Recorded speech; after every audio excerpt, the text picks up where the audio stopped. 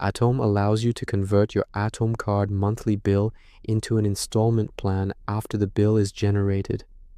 This is typically for the Atome card, virtual or physical MasterCard, not individual transactions at checkout. Those are chosen upfront and usually non-changeable. Key points. Once an installment plan is set, it cannot be amended or cancelled directly, per Atome's FAQs. Options are usually 3, 6, or up to 12 months, depending on country and eligibility, with 0% interest on short plans or small fees, processing on longer ones.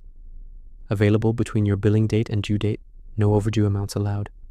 Steps in the Atome app. Download and open the Atome app, iOS or Android, and log in. Go to Home or Bills tab, select Atome card or card bill. View your current monthly bill appears after billing cycle. Tap the bill, look for installment, pay in installments, or split bill option. For example, convert to 3 or 6 months. Choose your preferred tenure, for example, 3 or 6 months.